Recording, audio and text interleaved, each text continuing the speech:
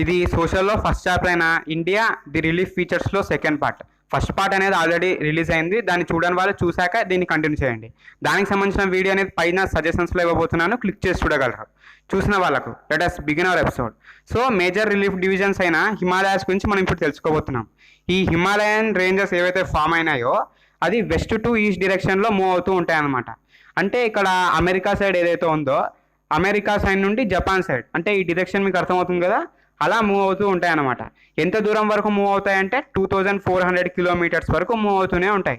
అలాగే వాటి ఒక్కొక్క హిమాలయ ఉంటుంది కదా, వాటి వెడల్పు ఏదైతే ఉంటుందో ఈ విడ్త్ వచ్చేసి 500 కిలోమీటర్స్ ఉంటుంది.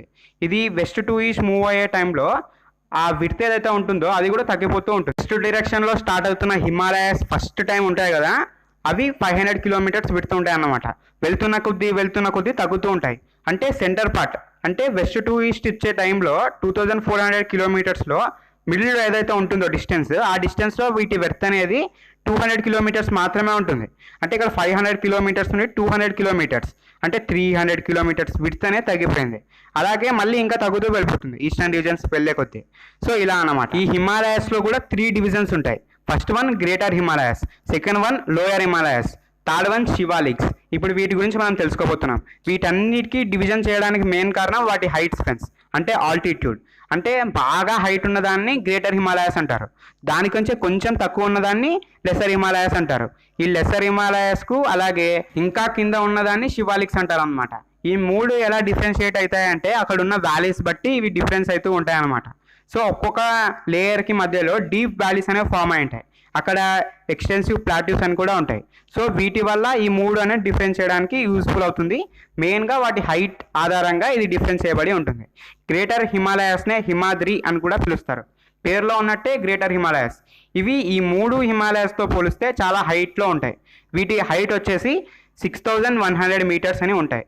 సో వీటి ఒక హైట్ వచ్చేసి 6100 మీటర్స్. ఎక్కడ నుండి మనం ఇప్పుడు ఉన్న పొజిషన్ మీన్ సీ లెవెల్ నుండి అనమాట. సో ఈ మీన్ సీ లెవెల్ నుండి 6100 మీటర్స్ వరకు ఈ హిమాద్రి లేదా గ్రేటర్ హిమాలయాస్ అనేది ఎక్స్టెండ్ అయ్యి ఉంటాయి. దాని కింద అంటే దాని సౌత్ రీజన్లో ఉన్నవే ఈ లెస్సర్ హిమాలయాస్. ఈ లెస్సర్ హిమాలయాస్ హైట్ మనం చూస్తే 3700 నుండి 4500 మీటర్స్ మాత్రమే ఉంటాయి. ఎక్కడ నుండి మీన్ సీ లెవెల్ నుండే. వీటి ఎగ్జాంపుల్స్ వచ్చేసి పిర్పాంజల్ అలాగే మహాభారత రేంజెస్ అనేవి ఇక్కడే ఫామ్ అయ్యి ఉంటాయి. అలాగే లెసర్ హిమాలయాస్లో ఎన్నో ఫేమస్ వ్యాలీస్ ఆఫ్ కాశ్మీర్ అనేవి కూడా ప్రజెంట్ అయి ఉంటాయి. అలాగే హిమాచల్ ప్రదేశ్కి చెందిన కాంగ్రా అండ్ కులు కూడా ఇక్కడ లెసర్ హిమాలయాస్లోనే ఫామ్ అయి ఉంటాయి. ఆ తర్వాత దీని కింద ఉన్నది శివాలిక్స్. వీటి హైట్ వచ్చేసి 900 నుండి 1100 మీటర్స్ మాత్రమే ఉంటుంది. వెడల్పు అంటే విడ్త్ వచ్చేసి 10 to 50 కిలోమీటర్స్ మాత్రమే ఉంటాయి. ఆ తర్వాత మనం డన్స్ గురించి తెలుసుకోబోతున్నాం. ఈ డన్స్ అంటే ఏం లేదు ఫ్రెండ్స్, సింపుల్గా లెసర్ హిమాలయాస్కు శివాలిక్స్కు మధ్యలో ఏదైతే వ్యాలీ ఉంటుందని మనం తెలుసుకున్నామో దాన్నే డాన్స్ అంటారు. సింపుల్గా డెహ్రాడాన్, కోట్లీడాన్, పత్లీడాన్ ఇలా అన్నమాట. ఈ పేర్లు అనేవి అక్కడ ఉన్న రీజన్స్ తగ్గట్టు ఫామ్ అయి ఉంటాయి. ఫర్ ఎగ్జాంపుల్ మనం చూస్తే ఉత్తరప్రదేశ్ ఆ సైడ్ వచ్చేసి డెహ్రాడాన్ అనేది ఫామ్ అయి ఉంటుంది. మిగతా కూడా అంతే, అక్కడున్న స్టేట్స్కి లాంగ్వేజెస్కి తగ్గట్టు ఆ నేమ్ అనేది చేంజ్ అవుతూ ఉంటుందన్నమాట. గ్రేటర్ హిమాలయాస్లో అక్కడ టెంపరేచర్ ఎక్కువగా ఉంటుంది కాబట్టి అక్కడ గ్లేషియర్స్, ఐస్, స్నో ఇలా కవర్ అయిపోతూ ఉంటుందన్నమాట. ఆ తర్వాత లెస్సర్ హిమాలయాస్లో మనం గమనిస్తే మొత్తం స్టోన్స్, పెబుల్స్తో నిండిపోయి ఉంటుంది. ఇప్పుడు శివాలిక్స్లో మనం గమనించినట్లయితే అక్కడ అల్యూవిలియల్ సాయిల్స్తో, పంటకు బాగా అనుకూలంగా ఉన్న సాయిల్స్తో నిండిపోయి ఉంటుంది అనమాట. ఈ హిమాలయాస్ వల్ల ఫామ్ అయిన పిర్పంజల్ రేంజెస్ అనేవి సెడిమెంటరీ శాండ్ స్టోన్స్తో నిండిపోయి ఉంటాయి అన్నమాట. పిర్పంజల్ రేంజెస్ ఏవైతే ఉన్నాయో దాన్ని పట్కా హిల్స్ అని, నాగా హిల్స్ అని, మణిపూరి హిల్స్ అని, కాశీ అని, మిజో హిల్స్ అని పిలుస్తూ ఉంటారు అక్కడక్కడ ఉన్న రీజన్స్ బట్టి.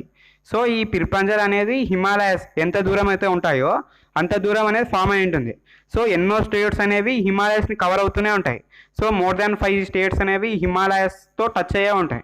సో అక్కడ ఉన్న రీజన్స్ బట్టి ఆ నేమ్ అనేది చేంజ్ అవుతూ ఉంటుంది. ఈ హిమాలయన్ ఫార్మేషన్ అనేది ఇండియాకి ఎంతో మేలు కల్పిస్తుందనే చెప్పాలి.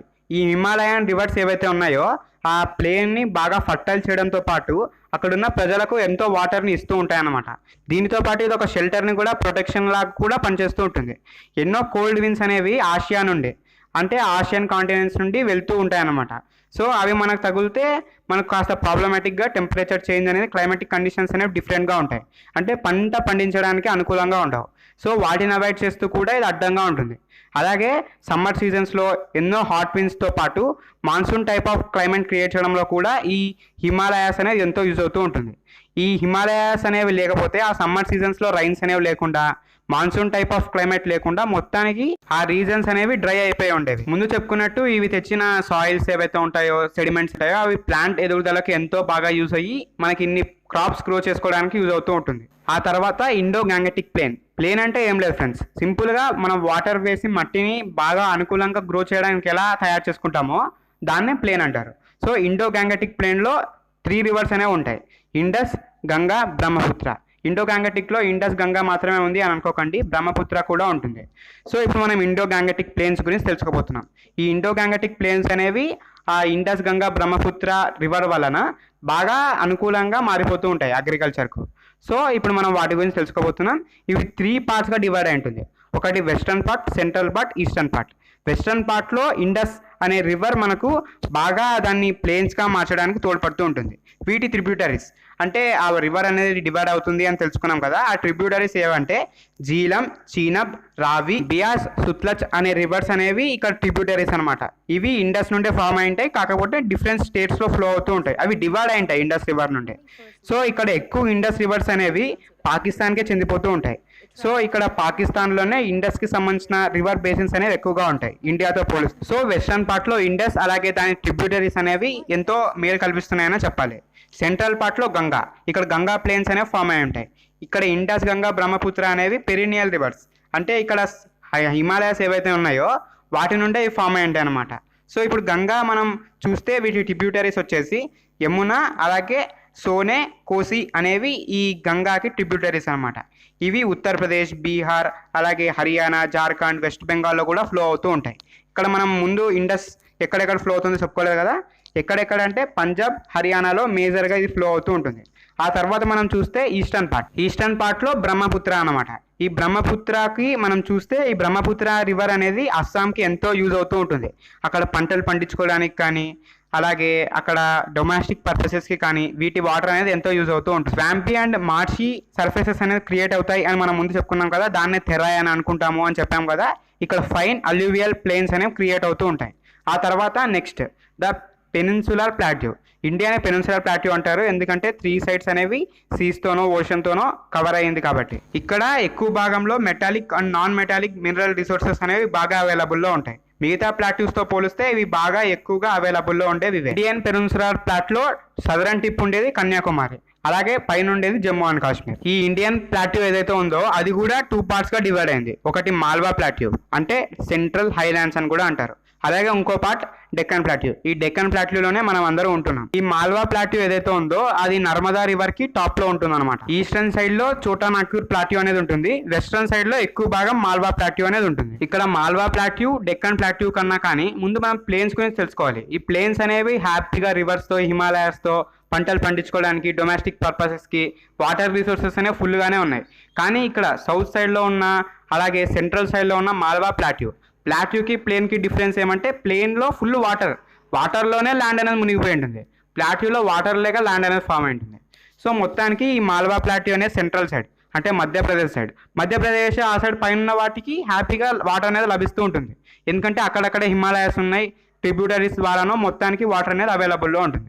ఇక్కడ ప్లాట్యూ అనేది సౌత్ సైడ్ ఫామ్ అయి ఉంటుంది, మాల్వా ప్లాట్యూ, అలాగే డెక్కన్ ప్లాట్యూ అనేది మిడిల్ నుండో సౌత్ నుండో ఈ ఫామ్ అయి ఉంటాయి. ఇక్కడ వాటర్ అవైలబిలిటీ అనేవి రివర్స్ ద్వారా ఉండవు కాబట్టి ఇక్కడ ట్యాంక్స్ నుండో గ్రౌండ్ వాటర్ నో మనం ఇరిగేషన్ కోసం, డొమెస్టిక్ పర్పసెస్ కోసం యూజ్ చేస్తూ ఉంటాం. ఇక్కడ ప్లస్ పాయింట్ ఏమంటే చోటా నాగ్పూర్ ప్లాట్యూ ఏదైతే ఉందో అక్కడ మినరల్ రిసోర్సెస్ అనేవి చాలా ఎక్కువగా ఉంటాయి అన్ని ప్లాట్యూస్ ప్లేన్స్ తో పోలిస్తే. ఇండియాలో నర్మదా రివర్ నార్త్ సైడ్ అంటే టాప్ లో ఉన్నది మాల్వా ప్లాట్యూ అయితే బాటమ్ లో ఉన్నది డెక్కన్ ప్లాట్యూ. మాల్వా ప్లాట్యూ లాగానే ఇది east side west side divide అయి ఉంటుంది. వాటి పేర్లే వెస్టర్న్ ఘాట్స్ అలాగే ఈస్టర్న్ ఘాట్స్. ఈ వెస్టర్న్ ఘాట్స్ ఏవైతే ఉన్నాయో అది వెస్టర్న్ కోస్ట్ కి ప్యారల్ గా ఫామ్ అయినాయి అనమాట.